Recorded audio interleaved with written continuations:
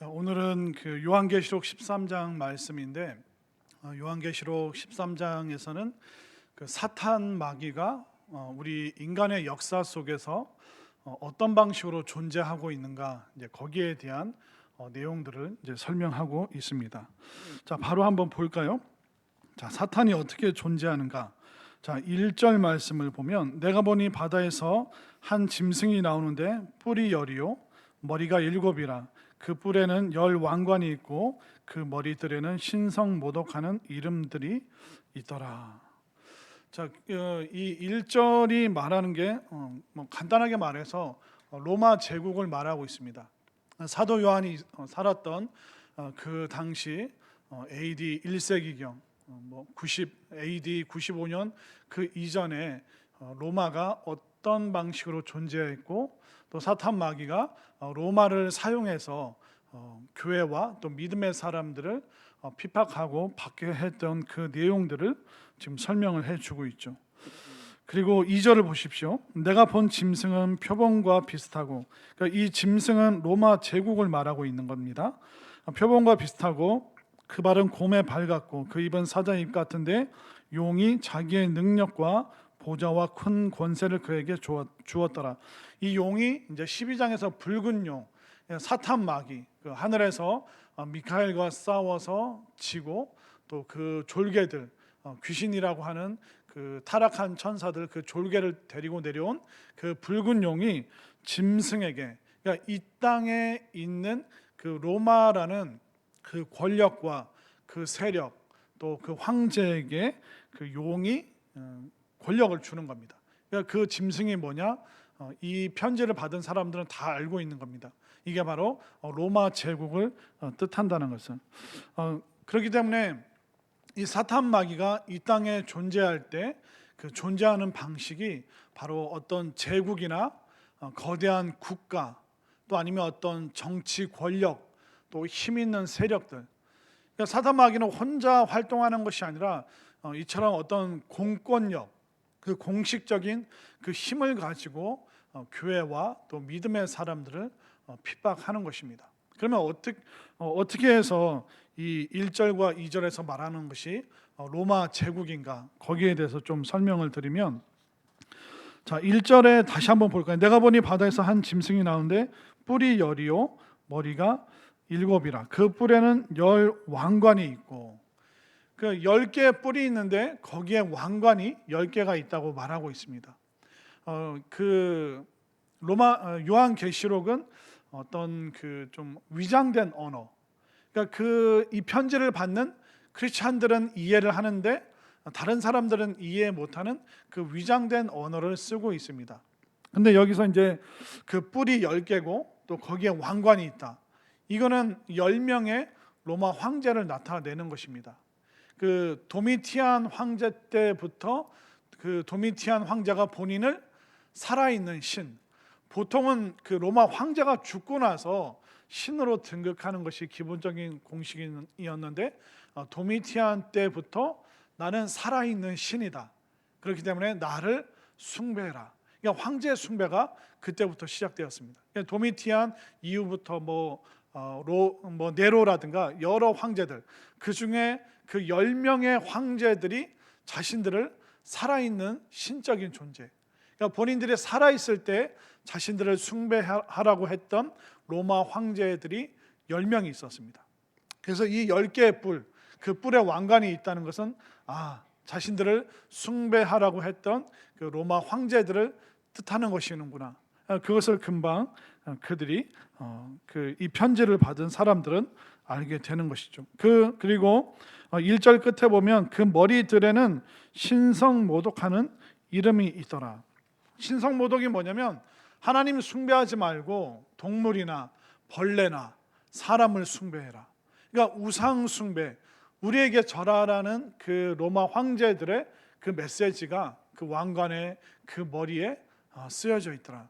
결국 하나님을 대적하는 것, 또 하나님을 경배하지 못하도록 하는 모든 것이 바로 하나님을 대적하는 것이고, 또 하나님께서 싫어하시는 일이죠. 그걸 이제 로마 제국과 황제들이 공개적으로 드러내놓고 그것을 자행했다는 것을 알 수가 있습니다. 그 2절에 보면 표범, 곰, 사자 이런 동물에 대한 얘기가 나오죠. 근데 이 표현이 어디에 그대로 나오냐면 다니엘 7장 3절부터 7절에 똑같은 그 동물에 대한 내용들이 나옵니다. 한번 볼까요? 다니엘 7장 3절부터 7절까지 제가 3절, 여러분들이 4절, 우리 한 절씩 교독하겠습니다. 큰 짐승 넷이 바다에서 나왔는데 그 모양이 각각 다르더라. 첫째는 사자와 같은데 독수리에 날개가 있더니 내가 보는 중에 그 날개가 뽑혔고 또 땅에서 들려서 사람처럼 두 발로 서게 함을 받았으며 또 사람의 마음을 받았더라. 다른 짐승은 그 둘째는 곰과 같은데 그것이 몸 한쪽을 들었고 그 입에 이사이에는 새 갈빗대가 물렸는데 그것에게 말하는 자들이 있어 이르기를 일어나서 많은 고기를 먹으라 하였더라. 그 후에 내가 또 본즉 다른 짐승 곧 표범과 같은 것이 있는데 그 등에는 새의 날개 넷이 있고 그 짐승에게 또 머리 넷이 있으며 권세를 받았더라. 함께 읽겠습니다. 내가 밤 환상 가운데 그 다음에 본 넷째 짐승은 무섭고 놀라우며 또 매우 강하며 또 쇠로 된 큰 이가 있어서 먹고 부서뜨리고 그 나머지를 발로 밟았으며 이 짐승은 전에 모든 짐승과 다르고 또 열 뿔이 있더라. 그 짐승에 대한 얘기가 쭉 나오고 7절 맨 끝에 또 열 뿔이 있더라. 그러니까 다니엘 7장에 있는 내용과 요한계시록 13장에 있는 내용이 그대로 유사하게 표현되어 있습니다. 근데 다니엘서에 보면 그 사자는 누구로 나오냐면 그 당시에 제국이었던 바벨론, 또 곰은 페르시아, 또 표범은 헬라 제국. 그러니까 바벨론, 페르시아 그리고 알렉산더가 이제 그 시작했던 그 헬라 제국.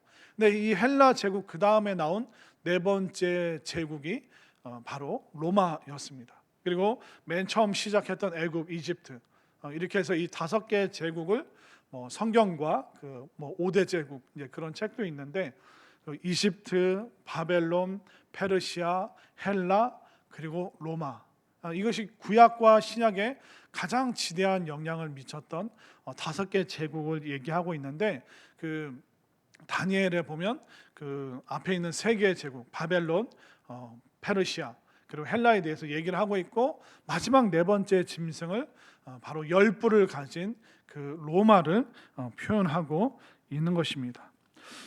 그리고 이제 한번 더 볼까요? 요한계시록 17장 8절과 9절을 한번 보겠습니다. 요한계시록 17장 8절과 9절 8절을 제가 9절을 여러분들 읽겠습니다.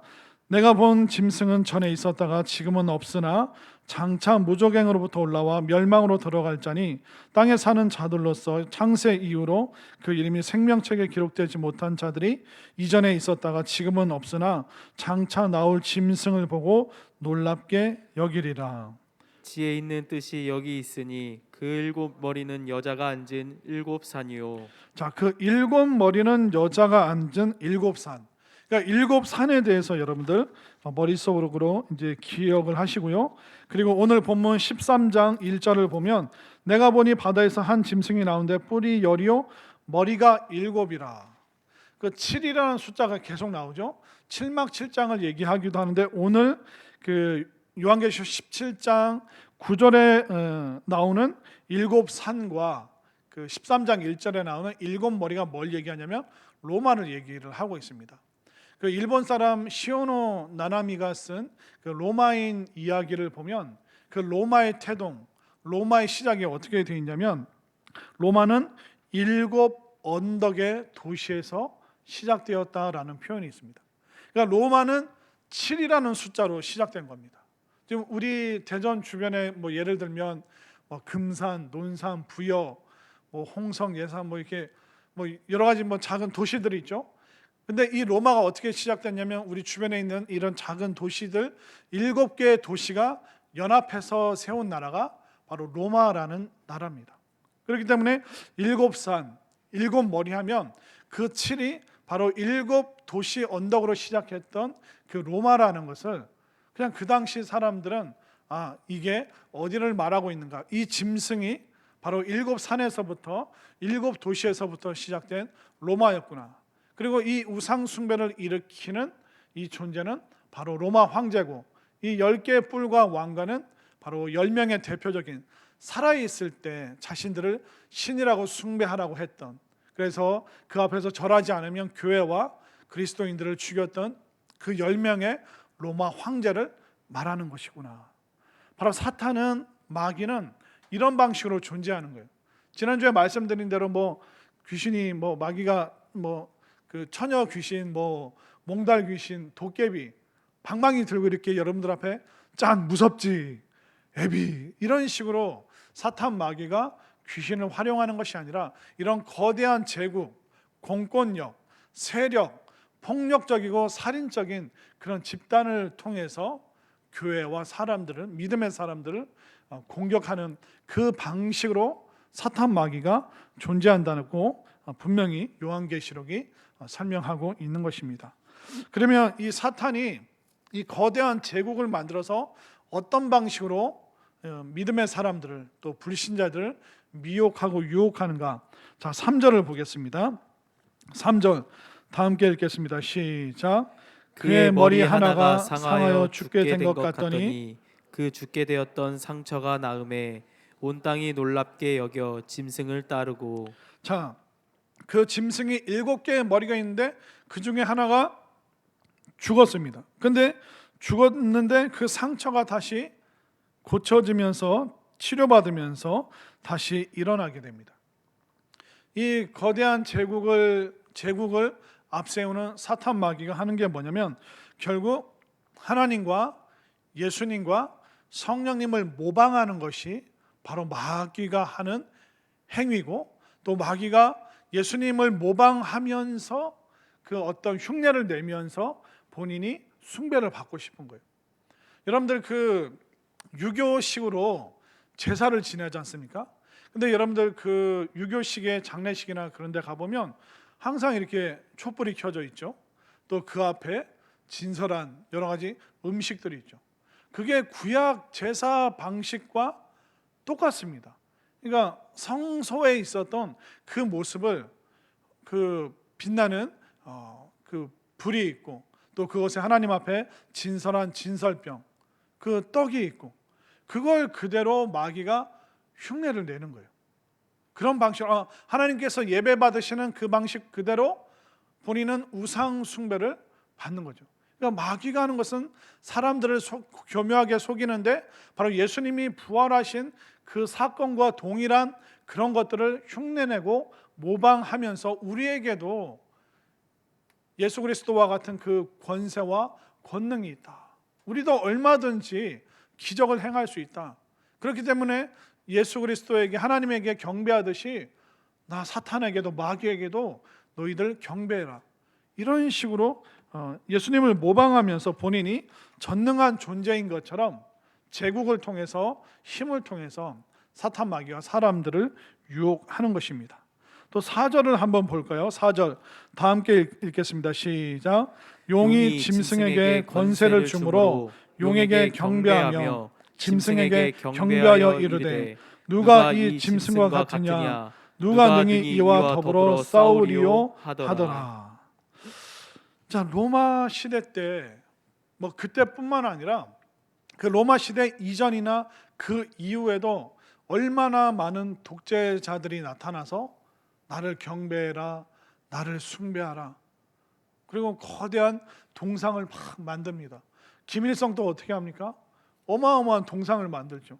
또 이디아민이라든가 그런 이게 아프리카의 독재자들, 그들도 엄청난 그 동상을 만듭니다. 근데 아프리카 독재 국가가 그 동상을 만들 때 그 동상을 어디다 주문하는지 아세요? 북한에다 주문합니다. 왜 그럴까요? 북한만큼 동상을 잘 만드는 나라가 없는 거예요.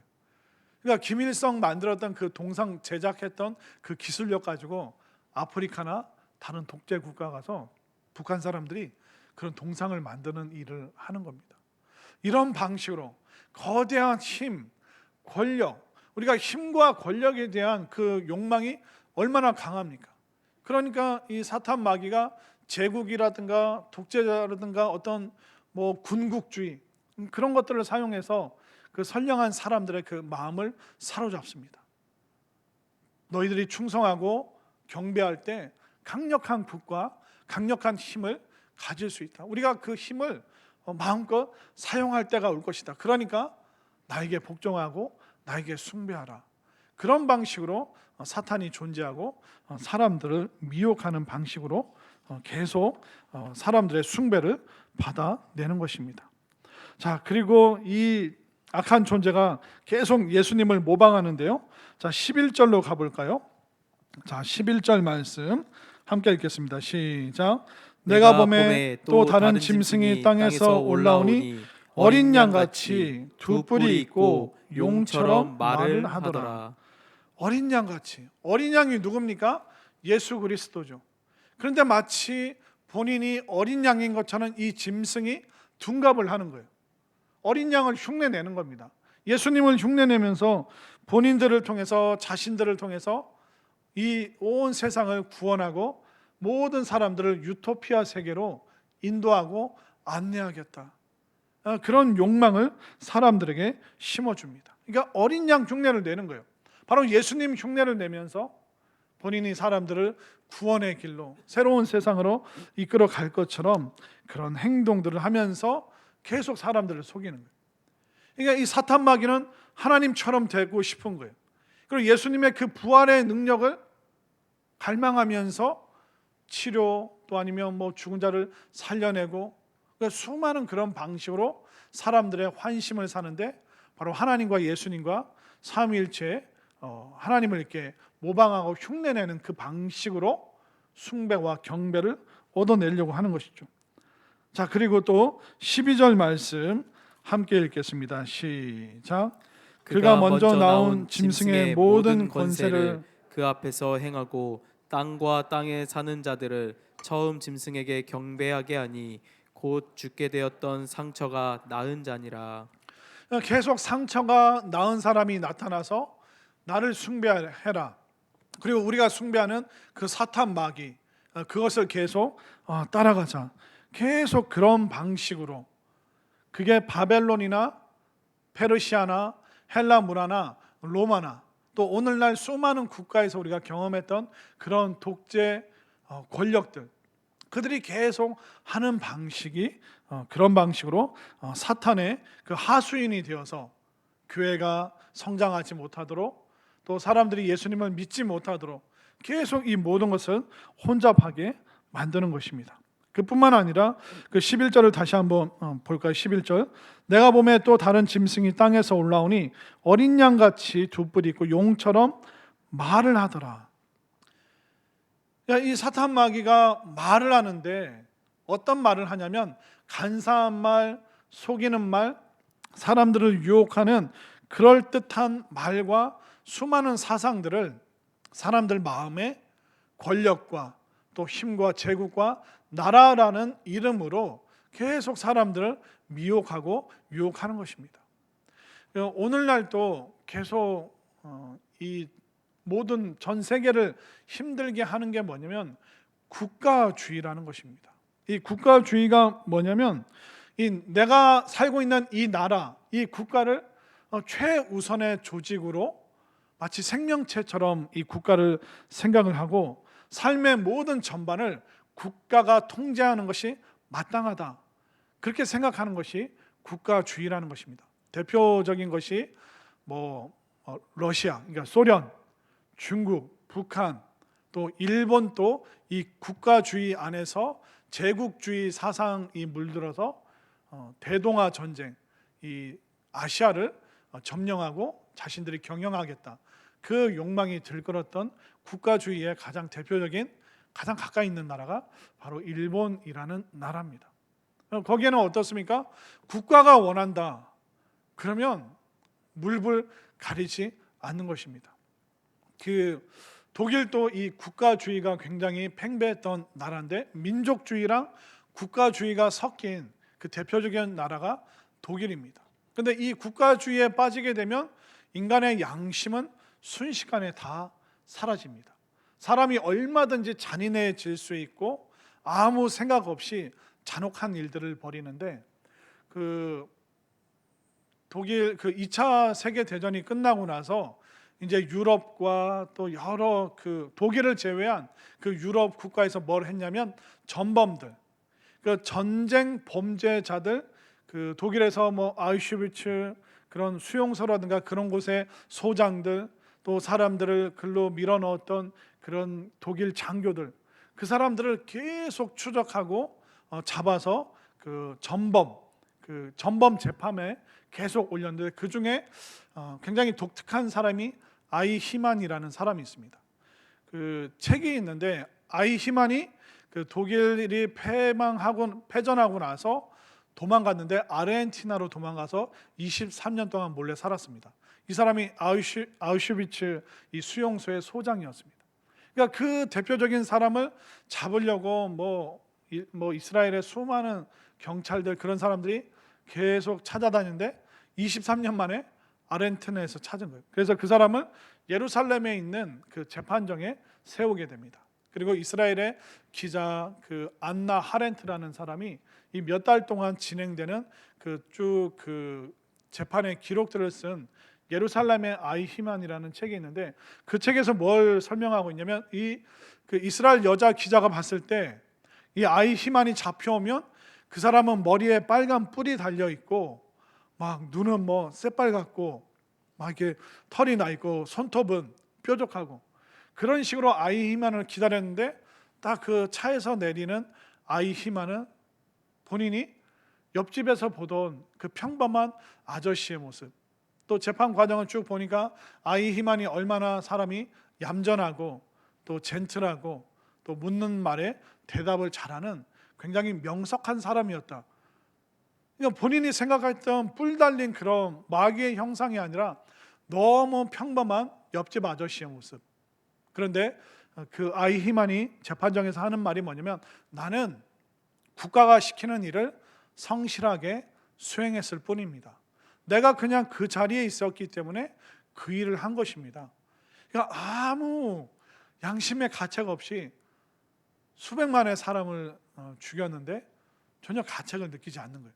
그래서 이 안나 하렌트라는 사람이 뭐라고 얘기하냐면, 악의 평범성. 악이라는 것이 국가주의와 민족주의와 만났을 때 얼마나 평범한 사람을 악하게 만들 수 있는가. 그러니까 악한 사람은 막 처음부터 그렇게 보이는 게 아니라 그냥 평범한 사람이 잘못된 생각, 또 쇠뇌된 그런 사상들, 그런 것들로 인해서 그 평범한 사람이 악으로 변한 그 모습에 대한 기록들이 있는데, 결국 그거예요. 이거 우리 국가를 위한 일이야. 그러니까 우리가 얼마든지 잔인해져도 괜찮아. 심지어 교회에서도 이거 교회를 위한 일이야. 그러니까 네가 앞장서. 그런 말을 할 때도 있습니다.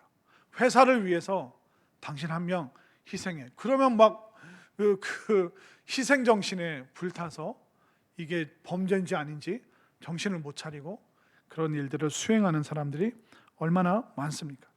결국 이 사탄으로 대변되는 이 짐승, 국가주의, 세력, 공권력, 그들이 끊임없이 사람들에게 말로 수많은 사상들을 주입하는 겁니다. 오늘날도 어떻습니까? 소수의 인권을 존중해달라. 동성애자들이 그 얘기 하잖아요. 그런데 그 말에는, 이면에는 뭐가 빠졌습니까? 다수의 인권은 존중하지 않겠다는 거예요. 자기들만 인정받겠다는 겁니다. 아니, 소수가 중요하면 다수도 중요하잖아요. 또 요즘에 학교에서 학생들의 인권에 대해서는 강조하지만 선생님들의 교권에 대해서는 강조를 안 합니다. 학생이 어떤 성추행 당한 것은 뉴스가 되지만 선생님이 성추행 당하고 폭행 당하는 것은 전혀 언론에서 제대로 다루지를 않습니다. 그러니까 극단적인 생각들, 사상들을 계속 집어넣는 거예요. 또 요즘 TV 연애 프로그램 보면 어떻습니까? 그 무당이 된 연예인들이 나와서 사람들 뭐 점괘를 봐주고, 또 연예인들이 그 무당처럼 이렇게 연지곤지도 찍고, 또 뭐 복장도 그런 거 입고 나와서 사람들을 상담해 주잖아요. 지금 어떤 세상인데 무당의 모습을 하고 사람들 심리 상담을 해주고 인생에 대한 조언을 해줍니까? 그러니까 과거나 지금이나 이 마귀의 전략과 방법은 조금도 다른 것이 없습니다. 또 요즘은 동양과 서양, 또 불교와 힌두교의 그런 종교적인 사상을 수많은 사람들이 그걸 수용을 합니다. 그러니까 불교와 힌두교가 주장하는 게 뭐냐면 인간 속에는 선한 게 있고 인간 속에는 신이 되고자 될 수 있는 그 씨앗이 인간의 정신 세계에 있다. 그러니까 인간의 내면에 집중하고 침묵하고 또 어떤 명상을 통해서 인간은 자신 안에 있는 그 신의 존재를 발견할 수 있다. 이런 것들이 수많은 것이 기독교 안에도 들어와서 무슨 관상기도, 무슨 향심기도, 또 레노바레 뭐 그런 식으로 이제 라틴어 이게 번역해서 또 이제 그럴 듯한 그러니까 유사 영성들, 그러니까 검증되지 않은 로마 카톨릭 또 수도원에서 했던 거, 또 때로는 뭐 이렇게 뭐 불교나 힌두교의 그런 명상 수련법들을 교회 안에 몰래 그걸 유입을 해서 이상한 그 영성 훈련이라는 이름으로 행하는 그런 사람들도, 그런 신학자들도 심심치 않게 볼 때가 있습니다. 그러니까 마귀는 이런 방식이라는 걸, 이런 방식으로 존재하고 끊임없는 말과 사상으로 믿음의 사람들의 그 신앙을 혼탁하게, 그러니까 그 깨끗한 물에 자꾸 이상한 물을 넣어주는 겁니다. 그 이단도 사용하잖아요. 이단도 얼마나 이상합니까? 그럴듯하게 교묘하게 흉내를 내서 본인들이 재림 예수다, 본인들이 보혜사 성령이다, 그런 모습으로 우리가 이 땅에 와서 미리 믿음의 사람들을 테스트하고 있다. 말도 안 되는 것으로 사람들을 계속 미혹시키는 거, 이게 바로 사탄 마귀의 전략이고, 사탄 마귀는 거대한 세력을 이루어서 사람들에게 압박감을 주고 힘들게 하는 겁니다. 요즘 신천지가 하는 게 뭡니까? 대구에서 10만 명 수료했다. 그게 유튜브 영상으로도 나오고 플랜카드로 보니까 여기저기 많이 걸어놨더라고요. 그 사람들이 하는 게 뭐예요? 10만 명, 이제 그러면 좀 있으면 14만 4천 명 되니까 빨리 와라. 그런 식으로 계속 자신들의 세력을 계속 자랑하는 거예요. 그게 바로 마귀의 전략이라는 겁니다. 우리가 이만큼 힘이 있고 우리가 얼마든지 이 나라를 움직일 수 있다. 그런 방식으로 접근하는 것이 마귀, 또 마귀의 그 하수인 짐승으로 대변되는 로마 제국과 같은 거대한 세력들이 그런 일들을 지금도 자행을 하고 있습니다. 끝이 아닙니다. 자, 13절과 14절. 13절을 제가 14절을 여러분들이 읽겠습니다. 큰 이적을 행하되 심지어 사람들 앞에서 불이 하늘로부터 땅에 내려오게 하고, 짐승 앞에서 받은 바 이적을 행함으로 땅에 거하는 자들을 미혹하며 땅에 거하는 자들에게 이르기를 칼에 상하였다가 살아난 짐승을 위하여 우상을 만들라 하더라. 13절에 보면 큰 이적을 행하죠. 불이 하늘로부터 땅에 떨어지게 하죠. 14절 말씀 끝에 보면 칼에 상하였다가 살아난 그 짐승에 대한 이야기들을 하고 있습니다. 결국 마귀도 뭔가 이적과 기적을 행하는 겁니다. 사람들이 거기에 혹하고 관심이 많거든요. 그렇기 때문에 우리가 정상적인 교회, 신앙 공동체 안에서도 자꾸 이런 욕구가 생기는 거예요. 점점 어떤 더 짜릿한 체험들, 자극적인 그런 환상과 신비주의, 그런 거에 빠지고 싶은, 왜냐하면 거기에 뭔가 더 있을 것 같은 그런 생각들을 할 때가 많습니다. 그러다 보니까 그 부흥에 목마른 목회자들이 실수할 때가 있습니다.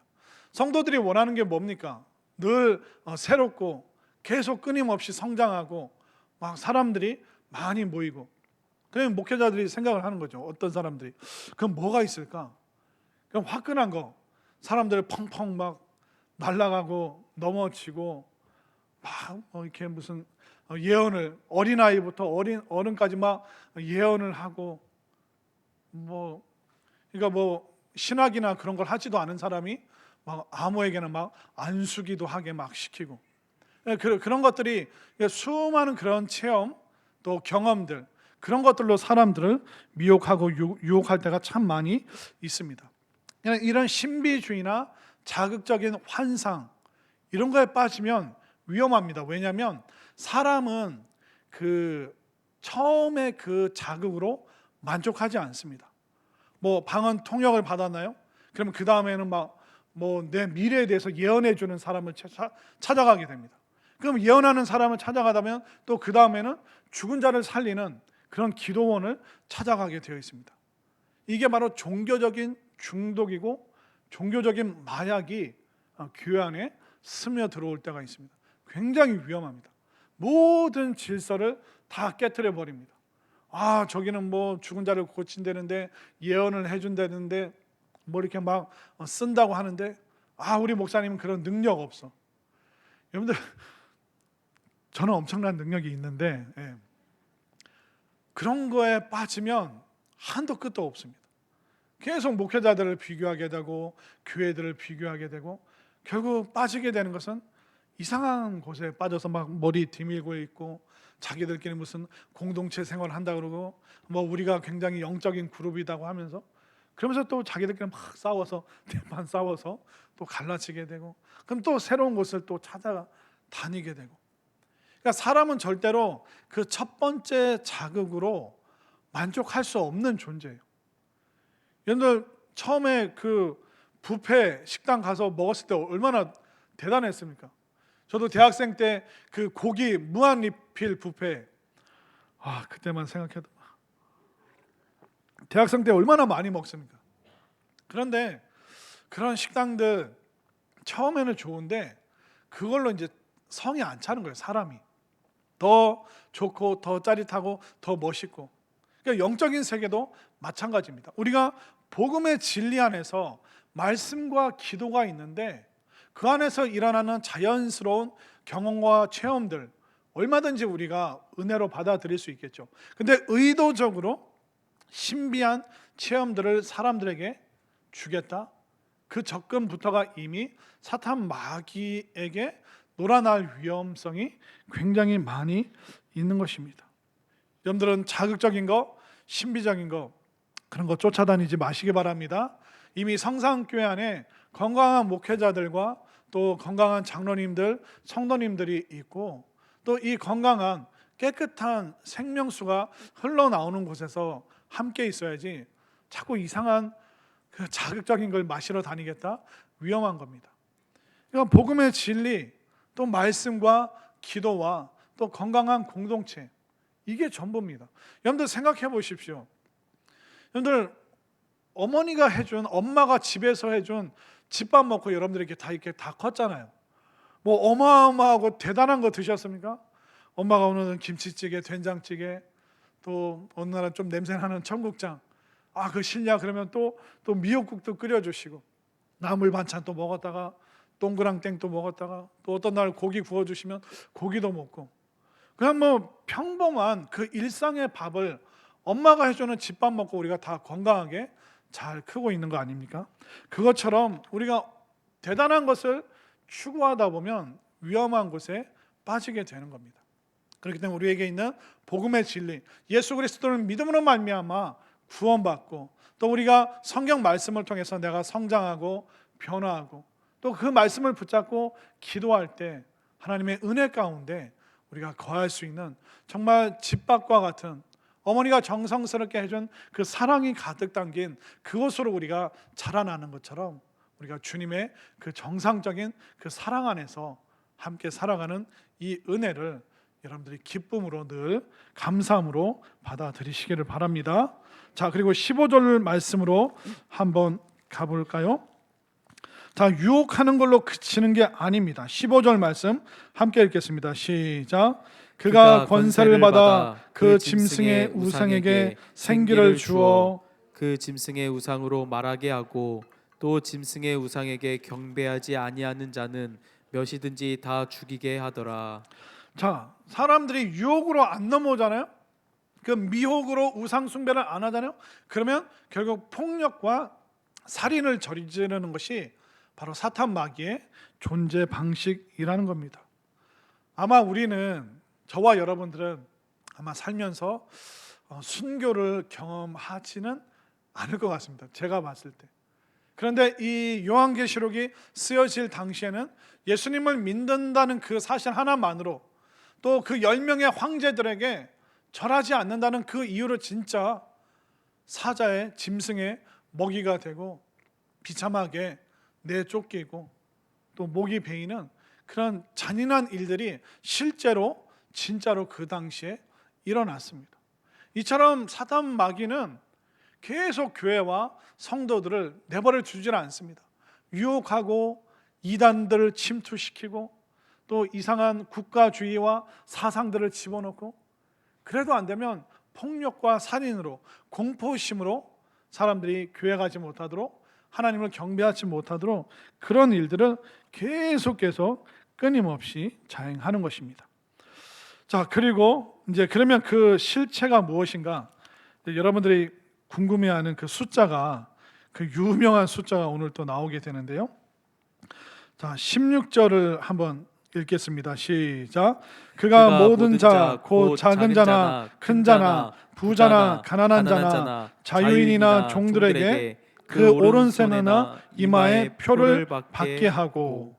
자, 이마에 그 짐승이 사람들에게 그 오른손이나 이마에 표를 받게 한다. 이 말씀은 뭐냐면 믿음의 사람들 14만 4천 명과 흰옷 입은 자들에게 예수 그리스도 그 아버지의 이름을 그 이마에 표를 했다. 결국 마지막 때가 되면 두 그룹으로 나뉜다는 거예요. 바로 양과 염소로 나누게 됩니다. 그리고 하나님의 이름에 그 표를 받은 사람과 짐승의 표를 받은 사람으로 나뉘게 됩니다. 그것은 바로 어린 양을 따르는 사람들과 짐승을 따르는 그 두 그룹으로 나뉘게 됨을 말해주고 있는 것이죠.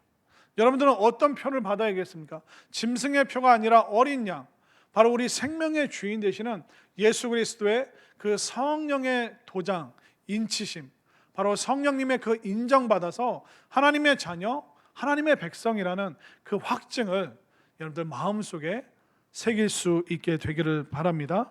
이제 공개적으로 드러내놓고 사탄 마귀가 활개를 치는 거예요. 그리스도인들은 죽이자, 또 그리스도 반대쪽에 있는 짐승의 그 사상과 그 생각을 따르는 사람들, 그들은 살려주겠다. 이런 방식으로 그 두 그룹을 계속 싸우게 하고 문제를 일으키고, 이런 방식으로 공격을 하게 됩니다. 그래서 이제 그 사도 요한이 알려주는 거예요. 이 잔인한 짐승이 과연 누구냐? 그냥 딱 누구나 알 수 있게, 그 당시 사람들은 알 수 있게 말을 하죠. 자, 17절을 제가 18절을 여러분들이 읽겠습니다. 누구든지 이 표를 가진 자 외에는 매매를 못하게 하니 이 표는 곧 짐승의 이름이나 그 이름의 수라. 지혜가 여기 있으니 총명한 자는 그 짐승의 수를 세어보라. 그것은 사람의 수니 그의 수는 666이니라. 자, 666. 요한계시록에서 대표적인 두 개의 숫자가 있죠. 14만 4천 명과 666. 14만 4천 명은 뭐라고 말했습니까? 구원받을 사람의 숫자가 아니라 그 당시 사도 요한 시대 때 회자되던 그 유럽 지역에 있던 초대교회 성도들의 숫자, 그렇게 보는 것이 합당하다. 왜냐하면 이것은 요한계시록은 위장된 언어이기 때문에 편지를 받는 공동체만 알 수 있는 그 언어, 그 숫자를 쓰는 거예요. 그러니까 14만, 그 교회 안 다니는 사람들은 한국 크리스찬 숫자가 몇 명인지 모릅니다. 근데 우리는 대략 뭐 1000만 성도 하니까 1000만이 이번에 모였다. 정말 1000만의 성도를 하나님께서 구원하신다 하면, 우리 한국에 있는 그리스도인들의 이 고난과 핍박이 있지만 이 1000만 성도들이 정말 믿음을 잘 지킬 때 모든 성도들이 구원의 자리에, 구원의 반열에 설 것이다. 그러니까 우리만 아는 그 숫자가 있는 것이죠. 그렇기 때문에 이 사도 요한이 14만 4천 명이라고 한 것은 뭐냐면 그 당시 회자되는 그리스도인들의 숫자. 이건 누구의 이론이냐면 그 대전 성산교회 이동영 목사님의 이론이에요.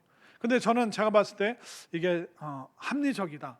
이것이 왜냐면 위장된 언어고 위장된 숫자, 받는 사람들만 알 수 있는 숫자이기 때문에 크리스찬들만 알 수 있는 이 14만 4천, 이게 많다면 많고 적다면 적은 이 숫자가 뭘까? 그것은 제가 기도하며 제가 깨닫는 건 뭐냐면 당시에 회자되던 그리스도인들의 숫자구나. 그리고 이제 또 다른 숫자가 나오는데 666이라는 숫자가 나오죠.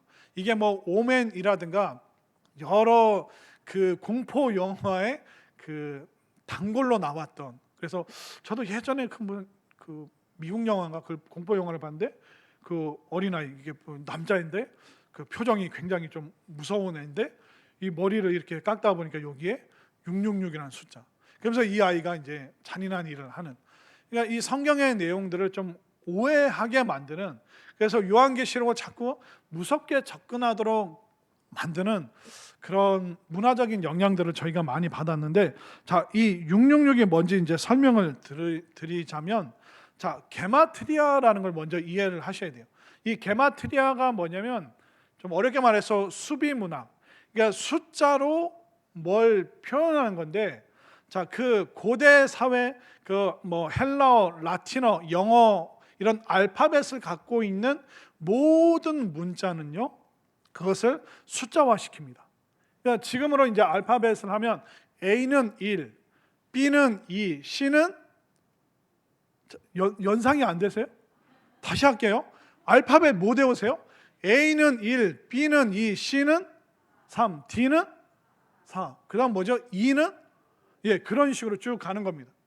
그래서 이제 9까지 끝나면 그 다음 알파벳은 10, 그 다음 알파벳은 20, 30, 40, 50 그런 식으로 가는 거예요. 이해를 하셨죠? 이걸 이제 수비 문학, 숫자를 비유적으로 문자를 숫자화 시켜서 문자로 설명하는 것. 또 이걸 좀 어려운 말로 게마트리아, 이런 건 적으셔서 꼭 수능 시험에 나오기 때문에 여러분들 이거 외우셔야 돼요. 게마트리아, 수비 문학. A는 1, B는 10 이런 식으로 문자를 숫자화로 표현시키는구나. 그러면 이 666이 상징하고 있는 게 뭐냐면, 설명하는 게 뭐냐면 누군가의 이름이라는 거예요.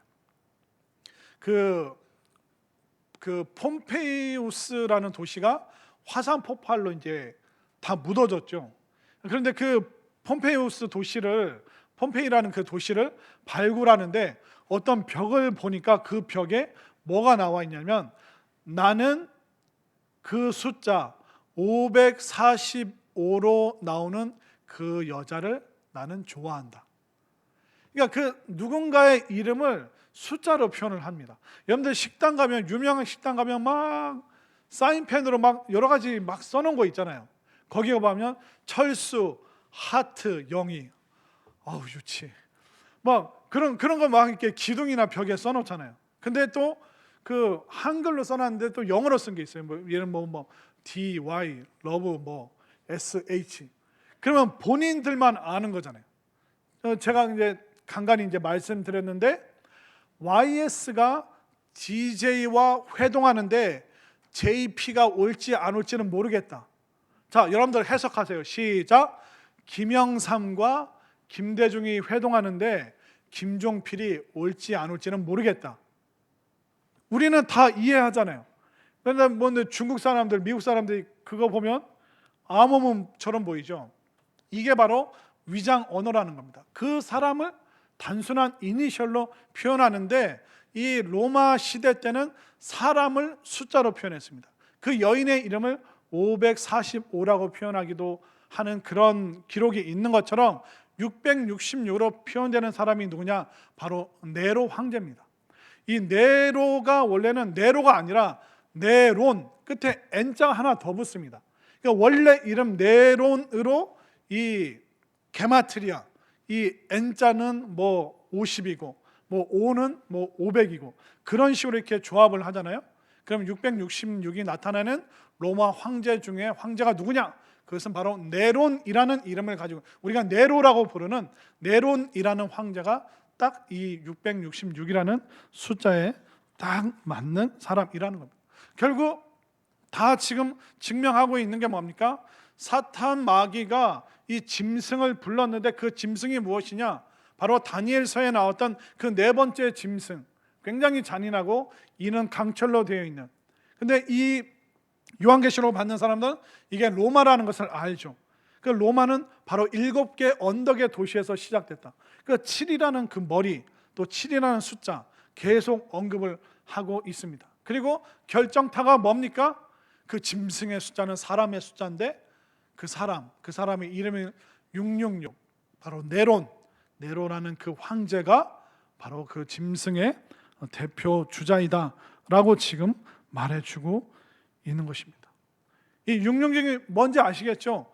그렇기 때문에 그 사탄 마귀로 대변되는 교회와 기독교인들을 유혹하고 죽이려고 하는 거대한 모든 세력들, 그러니까 인류 역사 속에 있는 과거나 지금이나 또 앞으로 있을 교회와 그리스도인들을 박해하고 유혹하는 그 수많은 국가 권력, 아니면 거대한 국가, 제국, 아니면 정치인, 지도자, 교회를 말살하려는 그 의도를 가진 그 모든 세력들을 짐승, 때로는 로마, 또 아니면 666, 그런 식으로 표현할 수 있다. 사탄 마귀는 그런 방식으로 계속 존재하면서 그 강한 힘으로 사람 그리스도인들을 폭력과 압제와 핍박과 박해를 통해서 예수님을 못 믿게 하려는 그 세력, 또 그들이 만들어내는 수많은 사상과 주입하는 그런 문화들, 이 모든 배후에 바로 사탄 마귀는 그런 식으로 존재하고 그런 방식으로 바로 그리스도인들을 박해하고 있다. 이렇게 지금 사도 요한이 정확하게 이 요한계시록을 받는 사람들에게 사탄의 존재 방식에 대해서, 사탄이 지금 누구를 쓰고 있는가? 로마 제국을, 로마 황제를 사용하고 있다. 666이라는 그 숫자로 정확하게 딱 꼬집어서 그 당시 그리스도인들에게 설명해 주고 있는 것입니다. 근데 예전에 제가 학생 때인가 그 어떤 장로님이 그 종말론 뭐 세미나 그런 거에 갔다 오셨는지 막 수련회 때 오셔가지고 막 걱정이 돼서, 야 너희들 절대로 6이 세계에 있는 그런 곳에 가면 안 된다. 그런 식으로 이제 학생들, 이게 저희 때의 학생들에게 이제 가르쳤는데, 근데 그걸 이제 그런 식으로 연결 지으시면 안 되는 거예요. 그러면 그 버스가 6665번이면 그 버스를 타야 됩니까? 말아야 됩니까? 그 장로님 얘기를 하면 타지 말아야 된다는 거예요. 그리고 6이 세 개가 있는 게 과연 진짜 나쁜 걸까요? 그러면 우리 대한민국에 6학년 6번이 있을 텐데, 그럼 그 아이들은 지금 적그리스도로 지금 키워지고 있는 것입니까? 그러면 6월 6일 6시에 태어난 아이는 어떻게 된 겁니까? 그 이마에, 머리에 뭐 6666이라는 숫자가 뭐 문신이 새겨져 있나요? 그러니까 이 성경을 자꾸 엉뚱하게 해석하고 이상한 데 가서 배우고 이상한 설명을 듣고 그러면 이 잘못된 노이로제에 걸리는 거예요. 6이라는 숫자를 피하고 막 13이라는 뭐 13일의 금요일 그런 영화 때문에 또 서양 사람들은 13을 피하잖아요. 아무 상관이 없습니다. 또 여러분들 건물 가보십시오. 건물 올라가면 3층인데 그 다음이 5층이에요. 그런 거 본 적 없으세요? 3층인데 5층이고, 그리고 4층은 뭘로 표현되어 있습니까? F로 표현되어 있죠. 4. 이게 무슨 얘기인지 알아들으시겠어요? 그렇죠. 그 의도는 알겠지만 거기에 노이로제에 걸리고 거기에 이상하게 심취해서는 안 된다는 겁니다. 전혀 복음과 상관없는 이야기들을 학생들, 청년들, 젊은 사람들에게, 또 주변 사람들에게 막 이상한 이야기를 전파하는 실수를 범할 수 있는 것입니다. 자, 그러면 이 사탄 마귀가 그런 식으로 존재하는데, 그럼 이 세상 속에서 우리가 어떻게 승리하며 살 수 있는가? 결론적으로 말씀드리겠습니다. 자, 9절 말씀을 보겠습니다. 자, 9절, 누구든지 귀가 있거든 들을지어다. 이 말씀은 요한계시록 2장과 3장 7개 교회에 나올 때 예수님께서 계속 말씀하셨어요. 귀 있는 자는 들을지어다. 결국 우리가 예수 그리스도 그 주의 말씀에 우리가 귀를 기울여야 된다는 거예요. 세상 사탄 마귀와 그 짐승의 문화가 만들어내는 그 유혹과 또 핍박과 엉뚱한 사상과 주입된 이야기들, 그런 거에 귀 기울이면 안 되고 주의 말씀, 어린 양 대신 예수 그리스도의 그 말씀에 우리가 귀 기울일 때, 우리가 정상적인 성경 말씀과 이 기도 생활하는 것에 우리가 집중할 때 우리가 얼마든지 이 이 사단 마귀의 유혹을 이길 수 있다는 거 분명히 믿으시기를 바랍니다. 자, 그리고 마지막으로 10절 읽겠습니다. 시작. 사로잡힐 자는 사로잡혀 갈 것이요 칼에 죽을 자는 마땅히 칼에 죽을 것이니 성도의 인내와 믿음이 여기 있느니라. 그 사탄의 세력 앞에 서봐야지 진짜 믿음이 있는가 없는가 검증이 된다는 겁니다. 정말 이 말씀이 우리를 부담스럽고 힘들게 하지만 이거 말고는 증명할 길이 그 당시에 없다는 겁니다. 이 사람이 믿음이 좋은지 안 좋은지 어떻게 알 수 있겠습니까? 오늘날은 믿음을 어떻게 증명할 수 있습니까? 여러분들이 예배 드리는 모습, 여러분들의 헌금 생활, 또 여러분들의 일상에서 시간을 어떻게 사용하는가, 그러니까 여러분들의 그 삶을 무엇을 위해서 소비하는가, 그걸 보면 여러분들이 믿음이 좋은지 안 좋은지 알 수 있는 거예요. 그것처럼 초대교회 시절에는 이 핍박과 박해 앞에서 그 믿음과 그 신앙의 인내가 증명이 되는 것이죠. 황제 숭배 앞에서 어떻게 할 것인가. 그래서 이 10절 말씀을 사로잡힐 자는 사로잡혀 갈 수 있다. 칼에 죽을 자는 또한 칼에 죽을 수 있다. 그러나 우리는 굴복하지 않을 것이다. 그렇게 지금 사도 요한이 말을 하고 있는 것입니다. 우리가 여름이 오면 어떻게 합니까? 여름을 견디는 것밖에는 방법이 없습니다. 이 추운 겨울 어떻게 합니까? 견디는 것밖에는 방법이 없습니다. 막 이 세상이 막 뒤집어져서 정말 악한 세력들이 권력을 잡아서 기독교는 더 이상 있으면 안 된다. 사람들의 그 정신을 해치는 나쁜 종교다. 그러면서 군인들이, 경찰들이 그리스도인들을 잡아갑니다. 교회를 폐쇄합니다. 그거 어떻게 해야 됩니까? 견뎌야죠. 우리가 또 참고 인내해야죠. 그밖에는 방법이 없습니다. 우리가 인생 살아가는 비결이 뭡니까? 여름이 오면 여름을 견디고 겨울이 오면 그 엄혹한 혹독한 계절을 견디고 경제적으로 어려울 때도 견디고 인간관계에 그런 복잡한 어려움이 있으면 어떻게 합니까? 또 견뎌야죠. 뭐 어떻게 하겠습니까? 방법이 없잖아요. 그러니까 사도 요한이 대놓고 얘기를 하는 거예요. 견뎌라, 참아라, 인내해라. 결국 우리가 견딜 수 있고 참을 수 있는 것은 어린 양의 그 음성, 주의 말씀으로, 그러니까 귀 있는 자는 들을지어다. 이 요한계시록 말씀을 보고 읽고 서로 나누고 이야기하고 결국 최후 승리, 어린 양을 통해서 우리는 승리하게 될 것이다. 우리가 결국 이 땅 살아가지만 결국 하나님 나라에서 새롭게 눈뜨고 우리가 천국으로 이사갈 것을 여러분들 분명히 믿으시기를 바랍니다.